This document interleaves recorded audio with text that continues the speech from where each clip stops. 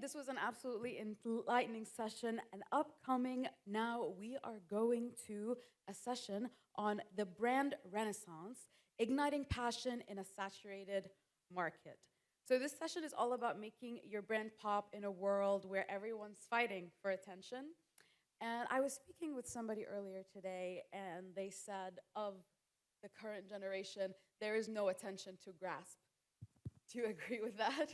There is no attention with grasp. So it's incredibly difficult in this day and age. Our experts will show you how to connect with your audience on a deeper level, tell stories that will stick with them, and use creative tactics to stand out. So please, everyone, put your hands together in a massive round of applause for Yash Verma, co-founder of Click Bounty Global, and Mr. Theodore Hayes, the Chief Solutions Officer of Ethnos Digital Marketing. Thank you. Hi, Yash. So I'm hoping Yash does most of the talking. Hi everyone, how's everyone? We're good? Okay. So the topic for this talk is going to be, how exactly can a brand reignite the passion in a saturated market? Because so the competition is on a very high level for every single market. And yesterday, me and Theo, we both were discussing, like how exactly are we going to keep all the pointers right in the panel discussion, like, this fireside chat. So we're going to, touch multiple points in the market for every single product, and maybe you guys can have a very good amount of, the pointers and the knowledge that we both have curated since a couple of days. So let's, okay, you want to start? Yeah, okay, sure. I guess the one thing, the first point, so I spent a lot of time thinking about this actually, because when I first got the topic, I was almost like, what is this?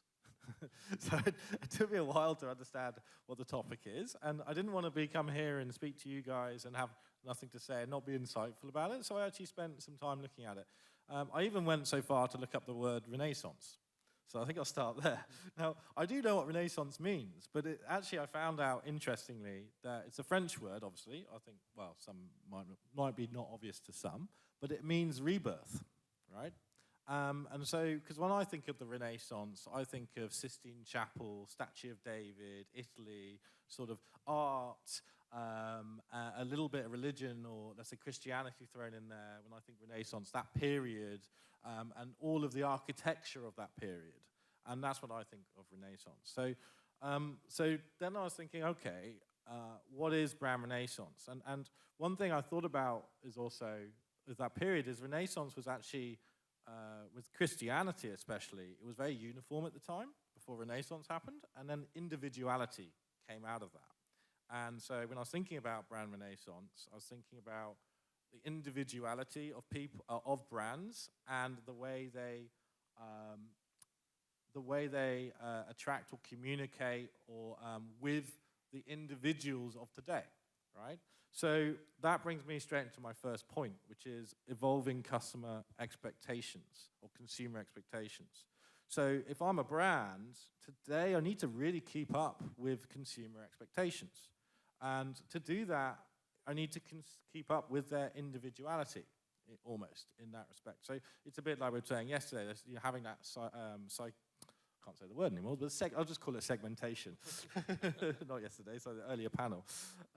Segmentation, having that segmentation, psychographic segmentation, there we go, is super important. And yeah, so basically consumer preferences have been shifting, right? And we talked yesterday in earlier panels about authenticity, sustainability, and the personalized experience.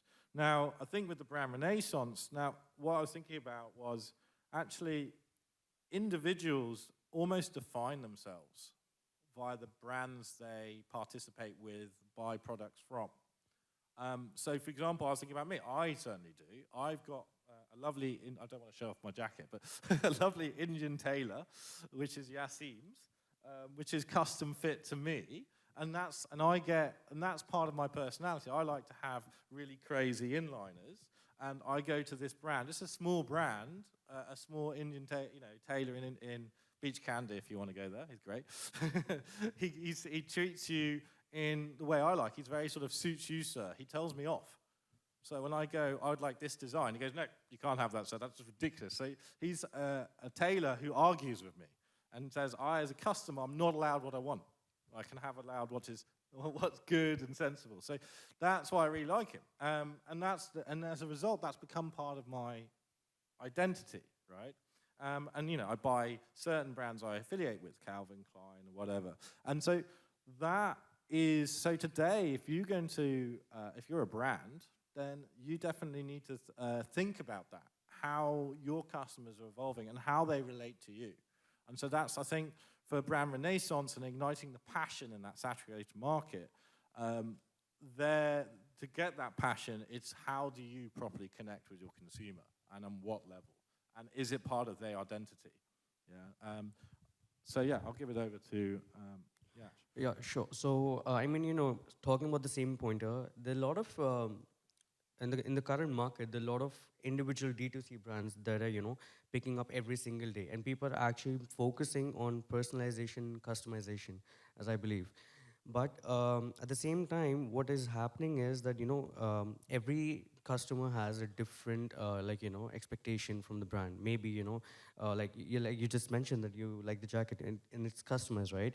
But then maybe, I want something else. Now, the problem with the brand, every single brand they're facing is too many customizations is also a cost higher for the brand, right?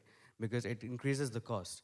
You have to get probably the raw material is different, maybe the customization item is different. So it's actually not possible for every single brand. But what we can do is that we can have a survey. There's this brand in India, then a very close friend of mine. He started the brand, but he had the idea for the brand since 1 year. And in the entire year, what he did was he surveyed the market in multiple forms, in Google Forms and, in the offline market. And he started running ads on that survey.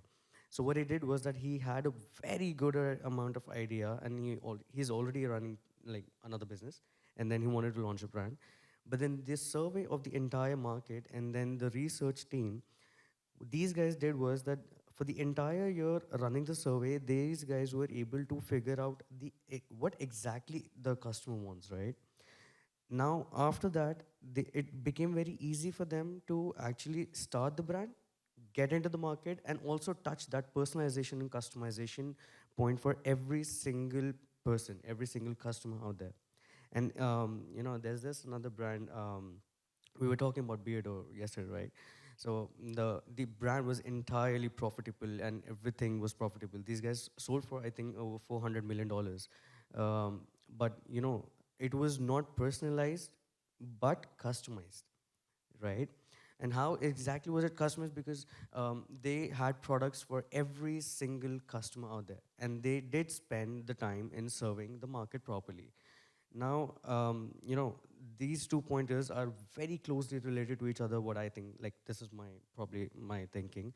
Personalization and customizations, very, very closely related to each other, but depends on the product to product, whether you want a survey in the market, whether you do not want a survey, or what you can also do is that, you can just give out certain customizations to your customers from your end, which you think that are good and feasible for your own business. Because at the end of the day, any brand that's working or has got down into the market, they're there for making money and profit, right? So, and us as marketing agencies, as marketers, it's a responsibility to actually tell the brand, the company, or if it's like, our own brand, to keep, a certain check on the, these 2 pointers, mainly these 2 pointers, so that we do touch the customers and they actually remember us, right?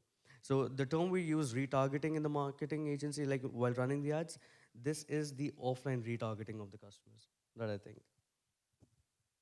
I think one thing I want to sort of, maybe it's a bit of a segue, but the attention piece is quite interesting because I was actually when we got introduced, she was saying, talking about attention, about how it's important.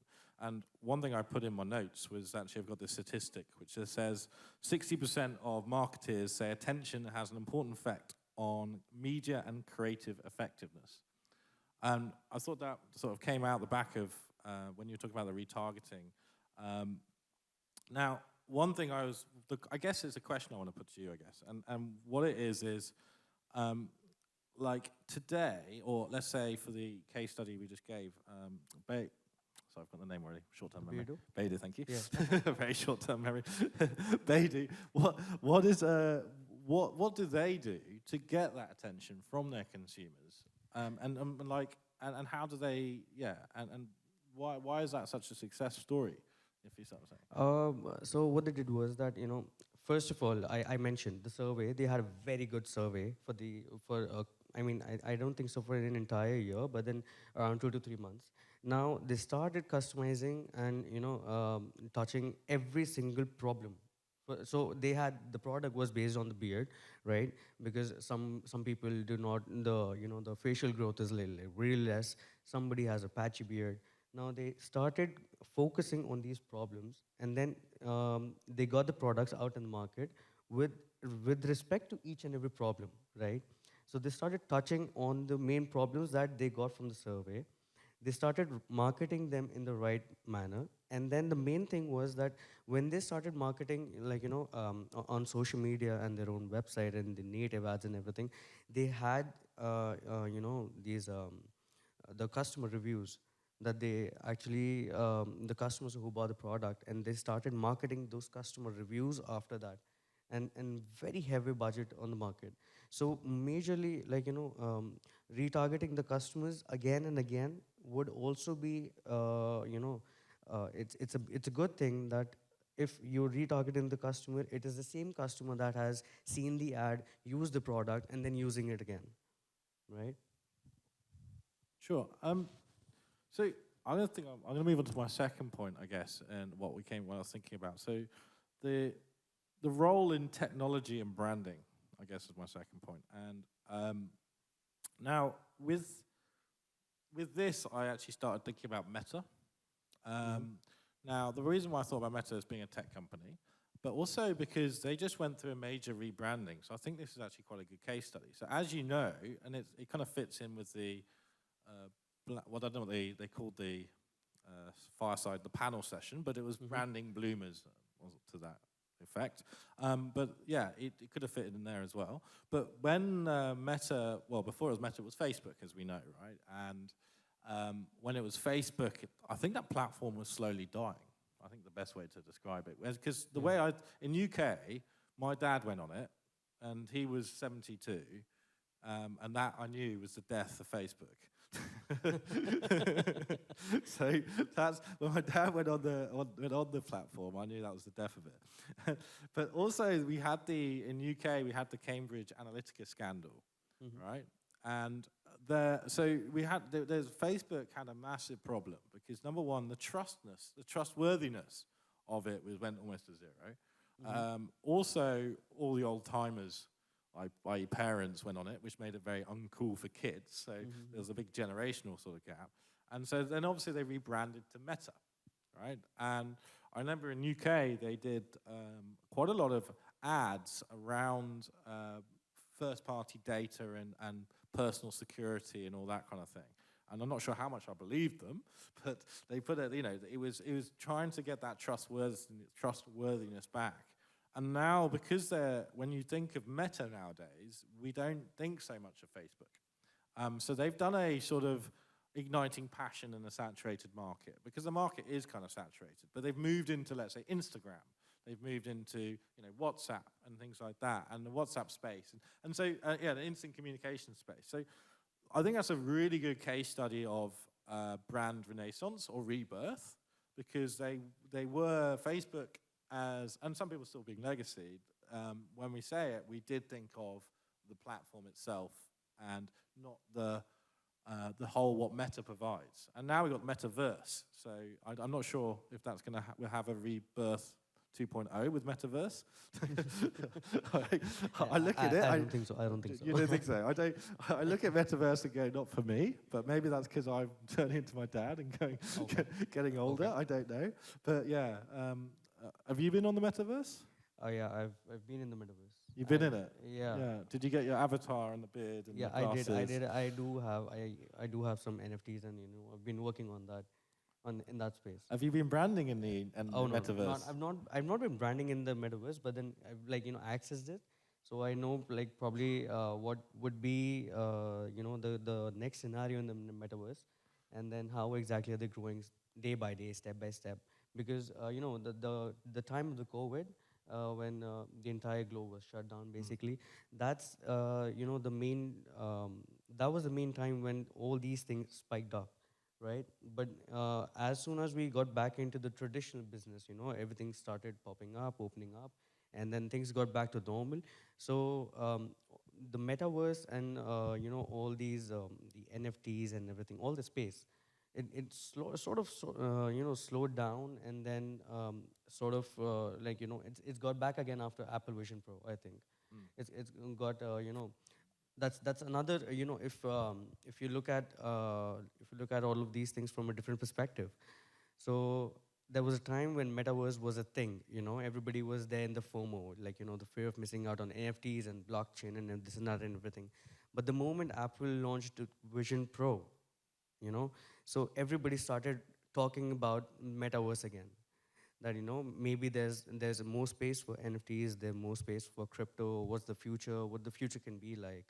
And talking about the role of technology that you mentioned, I also want to mention again that there are certain brands that who have research and development team, and then they do spend a lot of time and money on research and development, and they're also open to growth.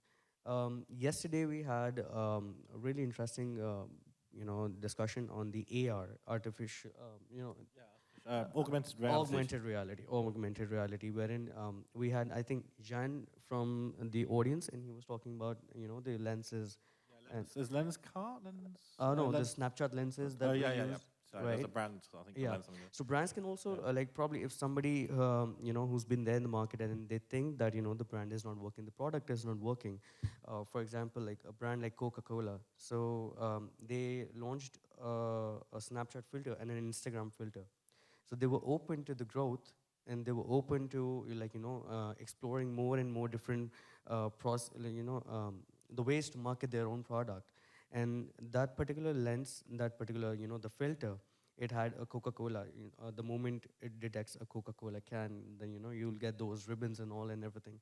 So that's also another aspect wherein brands can definitely dive into the technology. And I had a quick question for you here, actually. So now I think I've got a sort of idea on this, but do you think for brands, AR or VR is going to be more powerful? Because do you see what I'm saying? Metaverse is they're doing advertisements in the metaverse, right? But that to me seems a bit gimmicky. Where AR, on the other hand, is more of a way, in my opinion, to connect with the consumer. Yeah, you're absolutely right, because the reason AR is going to be more profitable, or let's just use the word profitable. There's a huge there's still a lot of time left for everybody to touch down to the VR technologies. Not everybody has the access to VR. Not everybody has the access to products and gimmicks like wherein we can use VR. But AR, everybody, all of us, we can just use the AR on our mobile phones. We can use AR on every single app. Any brand wants to launch their own app, they can have the AR in it. So definitely AR is way more advanced for branding, if we say, for marketing, than VR. Yeah, I think I'd agree. I don't know if you guys seen some ads, but I think it was Boston Dynamics. You know how crazy their robots are, right? And they can do backflips, and you've got Spot, who can crawl up the stairs and stuff like that. Now, the way they're looking at AR is basically that you can get the engineer to get the information overlaid to fix the systems in place at the on site, right? So if I go on site and I'm looking at something and I don't know like what model or make the system is, it will come in, it will give me the engineering diagrams overlaid on my AR and things like that. And I can then also use Spot in conjunction with it, because Spot's the dog, if you don't know, to go in, into, let's say, the danger zones to do some welding or fix something. So it's looking at AR, I think, is how we're going to connect or connect with, let's say, robotics, with AI in a better way. AI at the moment, we're very limited with AI, because what's the problem is actually how do we get information from A to B? So what I mean by that is, for ChatGPT, we write some text, right? And then we get a response. Or, so it's that what our inputs into AR as consumers into AR is very limited, because we can type stuff with our thumbs, we can, unless we all going to get plants, chips in our brain, like Neuralink. God knows. Musk has been working on that. I think, that went crazy, right? But I think that's more for health reasons, luckily so far. But yeah, so I think AR is going to be the way we're going to integrate better with technology, and VR. I don't know, it just gives me a headache. There's a long way to go, I think. There's still a long way to go. Another, because the technology takes a leap within every 5 years. So I think by the year 2028 or maybe 2030 from now, that's going to be the time when VR is going to be way more advanced than AR that we're talking about right now. Yeah, I just, I'm maybe not that future thinking. I just can't really see the use cases on brands for VR at the moment. That's the thing. AI can sort of, they're starting to come, and I can sort of see it spreading. Yeah, it's spreading, because with crazy ideas. There would be more products. Apple would be launching another version of Vision Pro. There would be Xiaomi. There would be Samsung. People getting into the VR. It would be really accessible for people, every other consumer then. So that's why I think, at that time, like 6 years from now, 5 years from now, that would be the time of VR, virtual reality, wherein, we can stand inside the metaverse, or maybe, if there's any other verse that pops up. And then people can, start branding in that particular reality as compared to the augmented reality. Sure. And I think I'd like to sort of get us back on topic, because we've got into, well, it's the role of technology into, let's say, doing the Renaissance. So I think it is relevant, but the how AR and VR is not relevant for everyone, I think, and it's a very specific use case, I think, in the tech market. But the next point I had is sustainability and ethical marketing. Now, I think this one, if you're going to be, let's say, champion the world, or go after global warming, I think this one's super important. Now, but it's also it's a difficult one to handle for certain brands, because certain brands are not in the space of being ethical or sustainable, right? And they're trying to be, but they're just simply not. Like, say, for example, if you're Chevron and you're digging oil out the earth, or you're doing coal mining, right? And then they talk about ethical sustainability. So in terms of reigniting passion in a saturated market, the way they're going to be doing it, let's say, is very different, because it's B2B than a B2C, for example. And I don't think sustainability and ethical marketing is going to be something they're going to be. I think they're doing it, but it's a very different space. Do you know what I mean? So, it's a very important point, wherein. So sustainability, when we talk about sustainability, what brands are doing right now is that, even, for example, the carbon emission, low carbon emission, they produce in manufacturing any product, and they're using recycled products, recycled aluminum. So what they're doing is that they're creating a story out of it, right? So they also, while trying to be sustainable, even if they're 30% sustainable for the entire product, they're using it as a story, to market their own product again and again. That, maybe we're sustainable, we're trying to be more sustainable. And this is not just with the product-based service out there. There are individual, in every single sector. For example, Coldplay concerts, right? So what they've been doing is that they had a huge concert, a beautiful concert. But after that, what they did was they started marketing their own band, the group, mentioning as to how sustainable the entire concert was. How were they able to generate the kinetic energy? The bands were plant based, and this so that comes out as a story for everybody. Now people start reposting that, right? And they also automatically they had their reach. So that's another way of marketing their own product, because I mean it's a band. Now if we talk about other other products and other brands in the market which are like product based brands, so they've been doing the same thing, that there's a very famous brand, Neiman's. So it's basically they manufacture shoes, right? Now these are plastic based shoes manufactured from plastic. The entire brand runs on around sustainability, and they use this product and the story to market their own product. And these guys have been profitable within, I think, the launch of I think 2 years. They've got a very similar one. It's very popular in the UK at the moment. Maybe someone can help me out, but it's a Brazilian manufacturer, and they make the shoe purely out of rubber and rubber Okay. tube plantation. So they're no longer no plastics. Mhm. That's that. So 100% sustainable shoes. It's got very popular. Does anyone know the brand? Tom's? No, most of them are out of fibre, I think. The cloth and they have Tom's. No, it's not the one I'm thinking of. It's like a V, I think, on the logo. Oh. Veya, that's it. Yeah, Veya, I think so. Yeah. So that's a very cool brand on the sustainable front. Sorry, I kind of hijacked a bit there just to fill in my Yeah. knowledge, but yeah, carry on. I mean, sustainability goes hand in hand in two ways.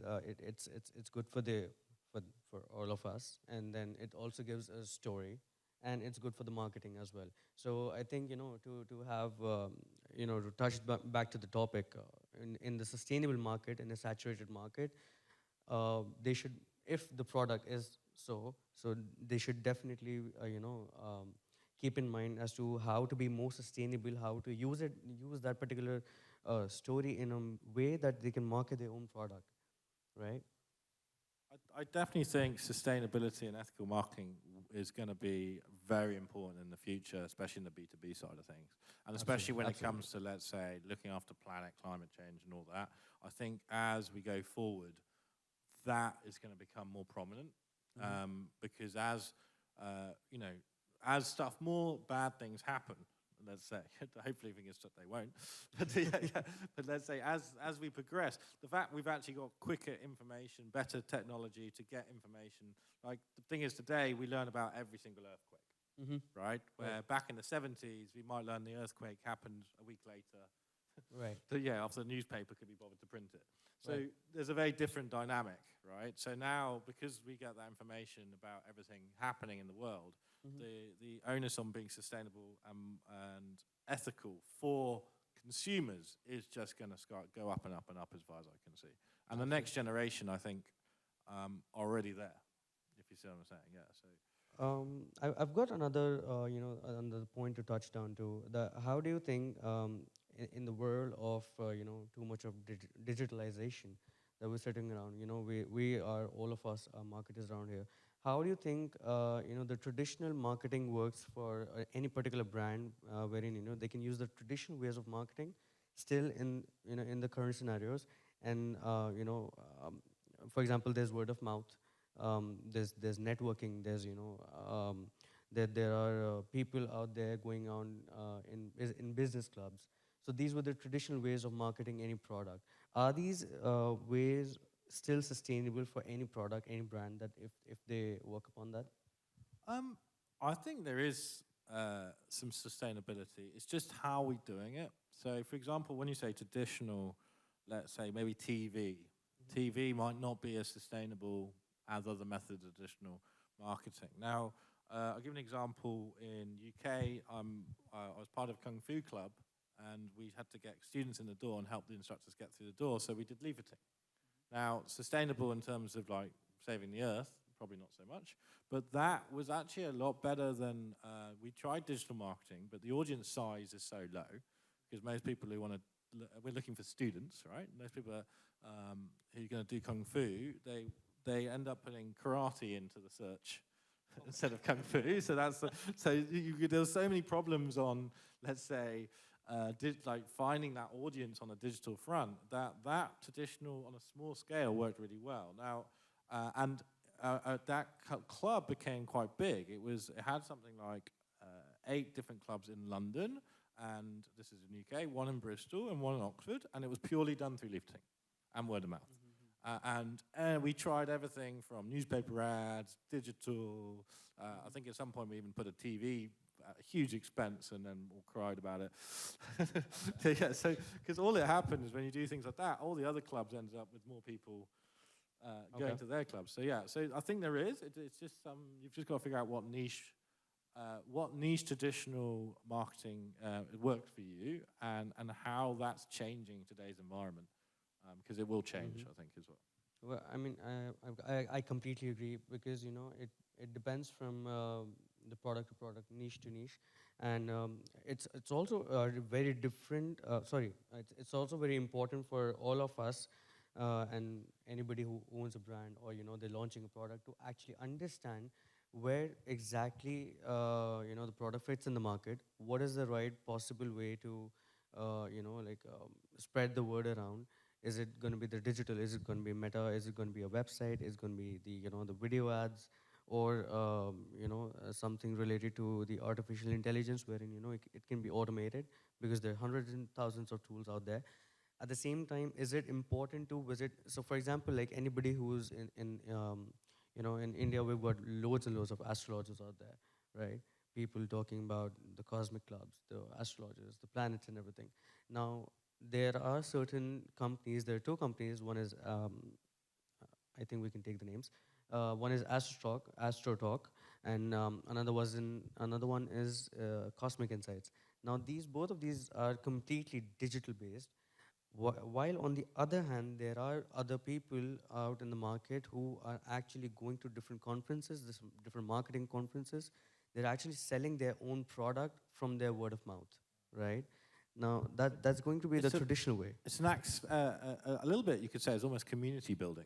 Yeah, that's again the community building, right? Yeah, exactly. Right. So that's another way. So they were able to figure out what their product is, what's the best way to market their product, and they've built a community. There are multiple. They're definitely using the community to connect with the digital world. Like they're using WhatsApp and Instagram, Facebook to create groups. That's another way of using the technology. But the right way to market their product is the traditional way, because they're getting more and more clients. So, once if I sit right next to you and I talk to you about my product, I think I'll be able to make more sense, and you'll trust my product way more deeply, as compared to if you're just scrolling on Instagram or some website and you just see my ad over there, because you actually don't know that who I am. But if I'm sitting right next to you and I'm selling my product to you, that's way more ethical, I think. Yeah. I totally agree, and I shouldn't say this as a from a digital marketing agency point of view, but so where brands, they digitalize too fast, right? They move from the traditional to, because when we're talking TV spends are now moving to digital or digital marketing, right? And what's happening is they're picking up new audiences for sure when they're doing this, but and they're keeping some audiences for sure, but they're actually also losing some audiences. If that makes sense, because that shift is happening. And so I think that when you do that shift, I think there is a shift that needs to be done, because as we go forward, we're getting more digitalized. So I think if you've got big budgets on TV, and some of those need to be parked into YouTube, I think that's a definite.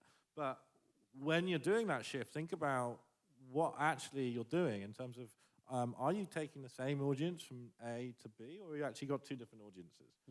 And when you shift, how do I retain my audience A? Because they might be on both sides, but how am I make sure I'm not losing them when I shift over? And I think that's what brands really should be thinking about, especially when looking at traditional marketing methodologies. And if you know what works with you, there's no reason why you should stop that. It's just that, just be careful when you do that sort of digital drive. Digital first is the term people are using now, right? So we're going to become digital first. We're going to do everything this way. And so sometimes you can forget the roots of, where your first customer came from. How did you actually make that sale? Was it a conversation, for example? Was it community that you bought? Did you go around and speak to people? So don't forget that, right? Because that's your core that's your core customer base, and so just be careful when you do that, I guess. Mm-hmm. So I guess one thing I wanted to look at is I had a point where I was missing. Gone this one. So yeah, I guess one of the things I wanted to talk about was reviving heritage brands. Now, like, now this is in. Is there any brands you can think of in India which have sort of, let's say, maybe died? Now, I'm going to rely on your experience here, and of revived, or just died, and you thought you could maybe get them. This is something that might be relevant for them to then pick up.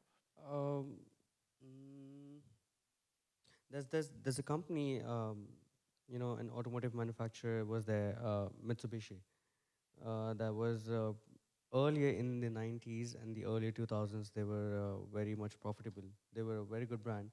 The cars were selling insanely. There was a time when it was owning a Mitsubishi car was a thing in families. But then slowly and gradually, the brand died in India. Now they're coming back in the next few years. They're coming back to India, but it took a whole long 15 years for them to actually understand the Indian market, because there were new brands out there were new designs out there, new cars out there being manufactured.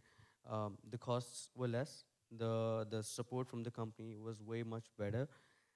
I mean, that's one of the brands that I can think of, that actually died, and they could have done way much better, because, across the globe, if you talk about different countries, it is a very profitable brand. But then there are certain countries, there's certain customer bases wherein they could not touch properly, they could not deliver properly, and that was a problem for them. Actually, I'm thinking of one brand that is in the UK, which is probably a touchy subject here, but I'll say it anyway. You can shoot me after. The Royal Family in UK. Uh-huh. I think that's a heritage brand, because when they were just the Royal Family, right? Okay. And which means they owned everything, and all the stuff happened in history. I won't go into that. But now, because of the whole shift Mhm. into, like having someone who's just born and then owns all the money and all the power and is paid for and all this. And I'm not pro or anti royal family. I'm not saying that. So what they had to do, I'm not going to comment much on that. what they've done in the UK is very interesting. Is they've done a lot of marketing. So they've done a lot of sustainability and ethical marketing, to bring us back to that point. So you can see Prince Charles planting trees, going down, doing, setting up cancer foundations, doing this. And so they've done that as a brand. I think that's a historical brand that they're really trying to revive, or heritage brand they're really trying to revive. I think revive might be the wrong word. Survive might be a better word. But so it's a brand that's trying to survive, but that's what comes to mind in UK. They're pushing too hard to survive, I think. Yeah, and it's become a brand. That's the thing. It has become a brand. Definitely, it has become a brand. But then there are new news popping up every other day about. So, can we skip this topic, because I don't want to get into the controversies. It's like I put glass on the floor. Yeah, I don't want to go out and somebody coming up and picking my collar. Well, I think we got so we only got 2 minutes. 50, Yeah, we so I just think have we 2 can. minutes. And to save me getting a bad throat, I think Okay. unless Yash wants to go on, we can take it to the floor for the questions. Yes. So, do we have any questions? Yeah, please? maybe not about the royal family. Yeah, please. No questions on the royal family, please. We have a question over there. Can we have the mic, please?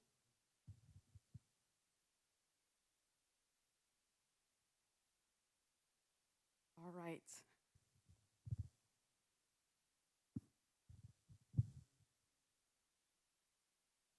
Hello, and thank you. I am Wasim Asmar, founder and GM of Durri Olive. Actually, the subject itself is interesting for me because it's igniting passion in a saturated market. And the brand name of mine means, in Arabic, it's Durri. In English, it means glowy and sparkling. So my question is, will a strong and inspirational story be able to fill the gap between a startup brand and a legacy brand? Uh, I think so. You're like, is it a startup? Is it a new company? Yeah, it is a startup company specialized in production of high quality olive oil. Okay.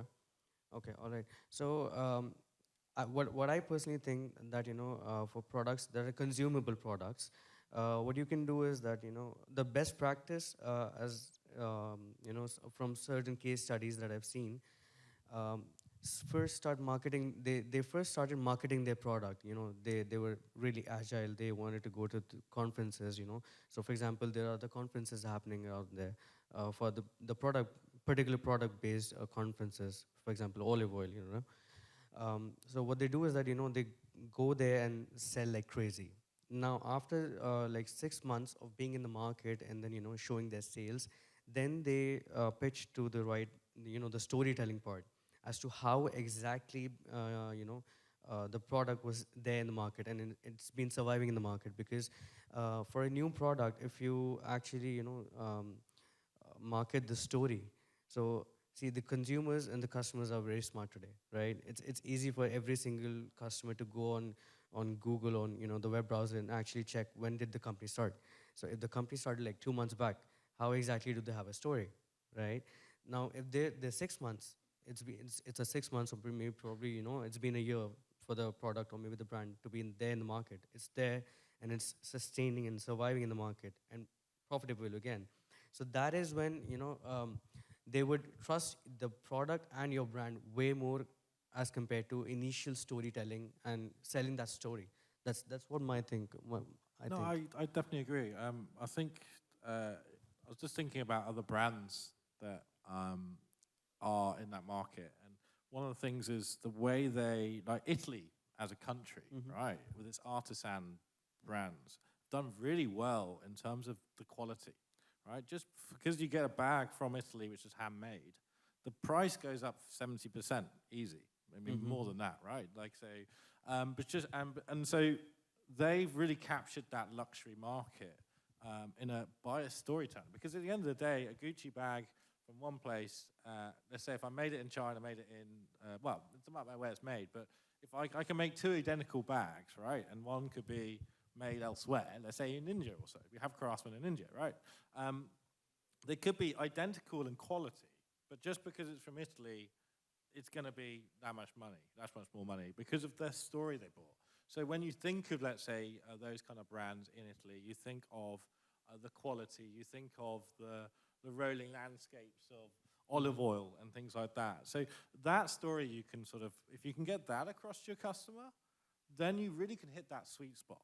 So like, because you'll say, if you've got, let's say you've called it glow and sparkly, right? But like, so when I envisage, when you tell me what your company is, what you need to get across to the consumer is what that perception is going to be, right? So when I hear your company, am I thinking, fireworks and a firecracker, or am I thinking, am I seeing fields of olive branches being nice, neatly pressed, and clear, gorgeous olive oil coming out that smells? Do you know? So that's the when I think of some brands in Italy, I think, oh, this, well, you know what I mean? And so immediately I'm going to pay, the difference in actually olive oil brands from one to the other is probably very minuscule. But immediately, because I'm thinking that, I'm going to pay €70 extra over here, for example. Does that make sense? So, yeah, I totally agree on what Yash is saying. So if you can get that story across and you can connect to that customer, then you can definitely... And I think that if you have the right story and you sell it in the right manner, people would pay a premium price because I mean everybody's people want to spend more. They willingly want to buy the premium product, but then for that premium product they want to buy, there has to be a story that has to be attached, and that story has to be marketed in a proper manner, in the right manner. So I Thank think you so much. you're welcome. Thank you. My favorite friend. So I like to bring in a little bit of an add-on flavor to it. perfectly said, all the points, bang on to the point. Uh, but one another thing that a lot of companies, I feel they fail to realize and understand the importance of is the subtle importance of your logo, the font, the colors that you're using. So whether it is an olive oil kind of a thing, or it is like a diamond shop that can be glowing, or whatever it is. So you have to identify, as it is said, what industry you are relating to, what kind of your competitors, right? You have to see what kind of fonts they have used, the font size being used, the colors being used to identify. So before the person goes into your website to read about what you actually do, your logo should be able to tell that story. Your brand should be collectible. Immediately, they should be able to recollect as to what they are saying, right? Just that simple tick mark from Nike, that's it. Nothing else is required because that brand has gone in our psyches so much. So I think it's all about how many times repetitively. There should be no error of margin that once you use a black colored font and sometimes you use a green color or a red color font. It has to be used consistently. You have to use, so if you are doing a rebranding kind of an exercise, you have to do it with a bang. You have to create a video and go all across on all the social media platforms, and small snippets, so that for the first year, I mean, definitely you need to do a PR for that. So many things involved when you are doing a whole brand renaissance, if we are talking about. So I think multiple things involved. Thank you. Who else has a question?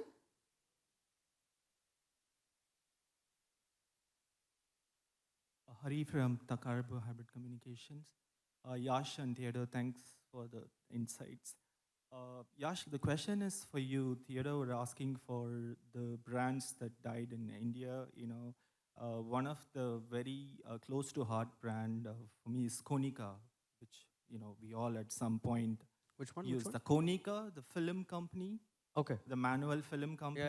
Yes, I yes. mean, with all these great marketing strategies and experts around, I'm still surprised how they couldn't leverage and move on and get into the digital imaging sector. If you can just give some clarity on that. Definitely. We also touched a point wherein we mentioned that using the right technology, the brands have to also think about what technology they're using, how exactly they have to get more advanced for the technology. Now, at the same time, we also, I think we discussed about a brand wherein they should move up in their manufacturing. They should be open to growth, right? Now, brands like Konica and there's another brand, Fujifilm, if you remember, right? Kodak, also Kodak, yes. And now, these brands, what I personally think, and there was a case study that I was studying about, that why did Kodak not evolve as compared to Canon and Sony? And there was a time when Kodak was actually, ruling the entire globe. Now came in Sony and Canon, but these guys, these guys focus more on the technology as to how they can give you more. What are the options more? There was a time when people were, just based on the price and quality, but now the customers, they think of quality and options. What are the features that I have? What is the quality of the picture? What is the quality of the product that I have? Now, even if I have to pay a premium for that, as I mentioned, the people are ready to pay a premium. You know, the mobile in the mobile phone sector, we also have $100 mobile phone, and we also have like $1,000 for we also pay $1,000 for the mobile phone. Both of them have a camera. Both of them have the same. Probably the entire setup is the same, but the technology that they're using, that is more advanced as compared to the other brand, right? Now, companies like Kodak and the one you mentioned, these guys, I think they did not advance on the right level that they should have had, and they missed out the window. And that is when they missed out the window. And other brands, the other competitors, they won the game. You're welcome. Thank you. Quick one on that one. It's Netflix killed the. I was just making me think. Netflix killed the Oh, yeah. DVD rental business The like entire really, industry. yeah, whole Yeah. industry, like boom. That Yeah. was, and that's just technology. So another Yeah. example. Because if you see also in the DVD, like I mean in India the DVD used to cost I think like $100. That's it, like rupees, and the subscription to Netflix it's costing, for example, I don't know how much in dollars, but in India I think it costs around thousand rupees. I'm better right? with rupees. Yeah. Okay. So exactly, but so people will pay. Now the option was that they can sit back in their own houses and then, watch any movie or any, and I don't have to go to the market. So that is when they started advancing on every single step, and they used that advancement to cater to their audience. You will have a question? Huh? Sure.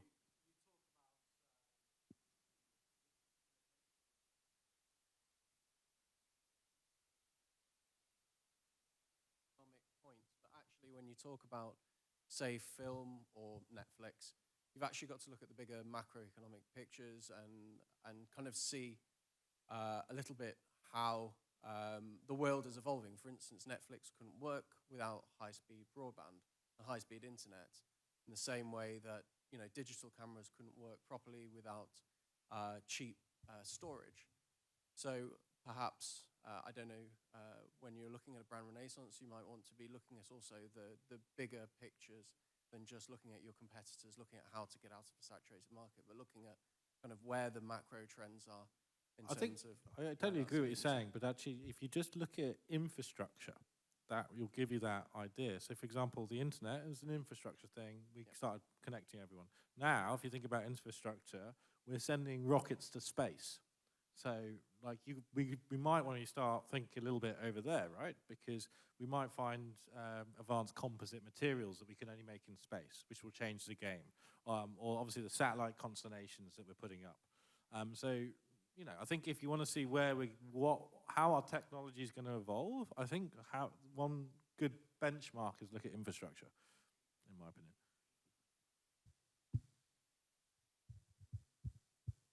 And that is all the time we have for questions, everybody. Absolutely.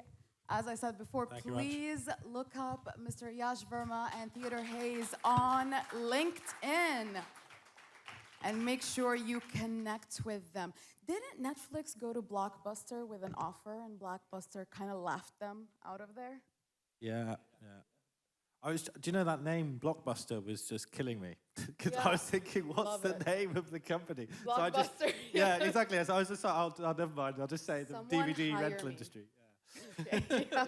No, but really, I think with eBay as well, they were sort of laughed out of what are you talking about buying online and so on. So I think in terms of Renaissance, Netflix, and everyone after that followed them, Disney. So yeah, but yeah, that's a very, very interesting example. Everyone, please put your hands together in another very well-deserved round of applause. We have to take pictures now, right? Yes. Standing, yes. Yeah, if you want to find me in India, I'm in Mumbai. Just have a look around. I'm sure you'll see me somewhere. Actually, we go to a lot of the conferences for marketing. So if you're in Mumbai, do look me up. Send me a message on LinkedIn, and we can go out for a drink or something.